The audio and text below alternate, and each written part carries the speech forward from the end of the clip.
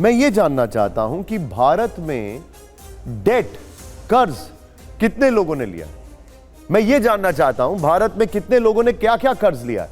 अब हमारा यह है सवाल, भारत में कर्ज की तस्वीर क्या है, और ये बहुत कुछ रिफ्लेक्ट करेगा। और खासकर जो हमारे पॉलिटिकल पार्टीज के जो यहां पर रिप्रेजेंटेटिव्स हैं वो बड़ा इंटरेस्टिंगली इसको समझेंगे, क्योंकि ये बहुत कुछ उनके स्कीम्स और उनके आने वाले जो प्लानिंग है उसका हिस्सा बन सकता है। आइए देखते हैं भारत में कितने प्रतिशत परिवारों ने कर्ज लिया।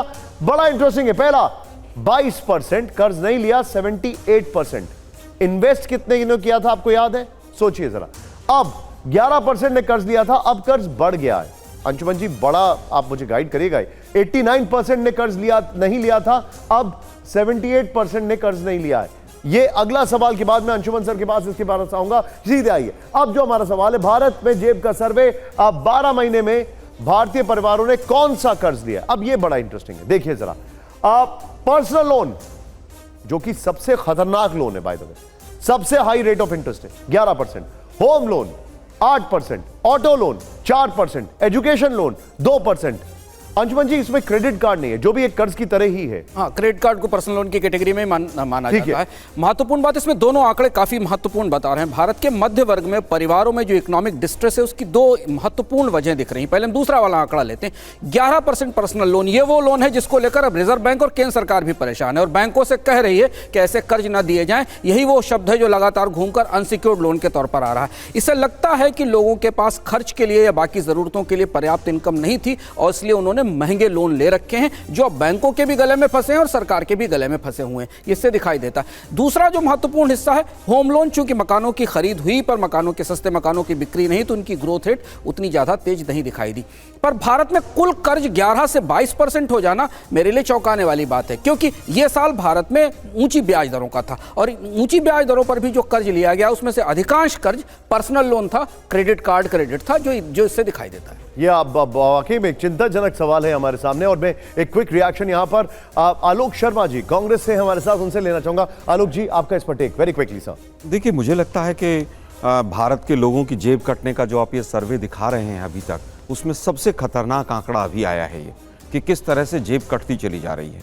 आप डबल हो गए कर्जदार लोग देश में और देश के ऊपर कर्जा हो गया 4 गुना, और फिर भी आप कहें कि अर्थव्यवस्था बहुत अच्छी चल रही है, अर्थव्यवस्था बिल्कुल बल्ले बल्ले चल रही है। मुझे लगता है सबसे चौंकाने वाला आंकड़ा ये आया है। टैक्सेस लगातार बढ़ रहे हैं, ब्याज दरें लोन लेने की लगातार बढ़ रही हैं, डोमेस्टिक सेविंग लगातार घट रही है। 4% लोग, मतलब लगभग आप ये मान के चलिए कि 5 करोड़ लोग वो चाहते हैं कि हम विदेश में इन्वेस्टमेंट करें। तो ये भी कहीं ना कहीं अर्थव्यवस्था से जो पूरी तरह से भरोसा उठने वाली बात है वो सामने आ रही है। आज जिस तरह से तमाम लोन लेकर लोग जिंदगी जी रहे हैं, ये बताता है कि जीएसटी कलेक्शन सरकार का बढ़ रहा है और जनता जो है वो कर्जदार होती चली जा रही है। तो कहीं पर भी इकोनॉमिक जो मैच होना चाहिए वो नहीं हो पा रहा है। कुछ लोगों की इनकम बहुत बढ़ रही है जिनको भाजपा और मोदी सरकार पसंद करती है, और बाकी लोग कर्ज लेकर अपने जीवन यापन कर रहे हैं। हालत ये है कि मैंने अभी बताया कि 35,000 के करीब सुसाइड हैं स्टूडेंट्स के, वो एक बहुत बड़ा इंडिकेटर है। एनसीआरबी के आंकड़े किसानों की आत्महत्या के 2016 के बाद देश में आने बंद हो गए। 2018 के बाद अनऑर्गेनाइज सेक्टर के लेबर के जो आंकड़े हैं वो आने बंद हो गए हैं।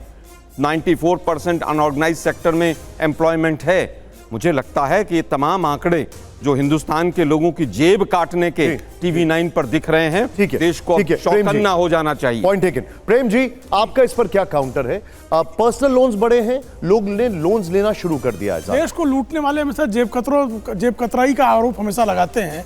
इस देश में जो है बैंकों तक तो जो है लोगों की, आम आदमी की पहुंच ही नहीं थी। डायरेक्ट बेनिफिट ट्रांसफर तक जो है ये बातें डीबीटी की करते थे, लेकिन 10 करोड़ सिर्फ अकाउंट थे। आज 41 करोड़ लोगों को जो है मुद्रा योजना के तहत लोन दिया है। गरीब महिला को, ओबीसी को, एससी को, सबको कर्ज उपलब्ध है। अब कर्ज अगर उपलब्ध कराया जा रहा है तो अगर कर्ज बढ़ रहा है तो स्वाभाविक तौर पर आप अर्थव्यवस्था में जो वंचित खड़ा था, जिसको डर लगता था बैंक में जाने से, जिसको डर लगता था अर्थव्यवस्था में अपनी स्वयं को शामिल करने में, आज वो भी अर्थव्यवस्था में शामिल हो रहा है। ऐसी स्थिति में जिन लोगों ने सिर्फ फोन पर जो है अपने लोगों को लोन देने की जिनकी परंपरा थी और जो बैंकों को डुबाए पड़े थे, जो विजय मल्ल्या से एयर टिकट लेके विजय मल्ल्या को प्रधानमंत्री जो है लोन दिला दिया करते थे प्रधानमंत्री कार्यालय से, क्योंकि श्रीमती सोनिया गांधी के लिए विशेष विमान की व्यवस्था जो है जो लोग करते थे, उनको तो बहुत पीड़ा हो रही कि सामान्य आदमी जो है वो कैसे जो है बैंक तक पहुंच रहा है, वो कर्ज कैसे ले रहा है, तो इनकी पीड़ा ये है। ठीक है, मैं आपसे एक बहुत शार्प रिएक्शन लेना चाहूंगा जी। लोन बढ़ने को क्या आप ऐसे ले रहे हैं कि लोग लोन ले रहे हैं जिससे कि वो और प्रॉस्पर करेंगे, और जो पर्सनल लोन ले रहे हैं उसको आप कैसे असेस कर रहे हैं? इन दोनों चीजों को पर्सनल लोन जो है वो अपने कामकाज के लिए जो लोग ले रहे हैं, लेकिन लोन के माध्यम से मुद्रा योजना के तहत, सरकारी योजनाओं के तहत, बैंकों से विभिन्न योजनाओं के तहत लोन जो है सामान्य जनों को भी उपलब्ध हुआ है, जो सामान्य जनों को किसी जमाने में जो पठानी ब्याज वसूला जाता था उस तरह का जो आज वो जो है अगर बैंकों के साथ वो जुड़ रहा है या वित्तीय संस्थानों के साथ, मैं आपके पास जरूर आऊंगा, मुझे अगला सवाल। ठीक है, 10 सेकंड का रिप्लाई इसी आंकड़े पर। इन्होंने कहा 41 करोड़ लोगों को मुद्रा लोन दे दिया, हिंदुस्तान में 26 करोड़ परिवार हैं, तो मतलब हर परिवार में 1.5 मुद्रा लोन चला गया। मतलब झूठ की सरकार है ये कैसे झूठ के आंकड़े हैं? सुप्रीम कोर्ट मुझे बताइए 41 करोड़ मुद्रा लोन सर मैं आपको कौन-सी वेबसाइट पर अवेलेबल? ठीक है 26 करोड़ ये आपने 41 करोड़ इन्होंने वो जो है मुद्रा लोन दे दिए। सर झूठ बोलते चले जा रहे हैं। मैं आपके फैक्ट्स पर मैं आऊंगा सर, मैं फैक्ट्स पर आऊंगा।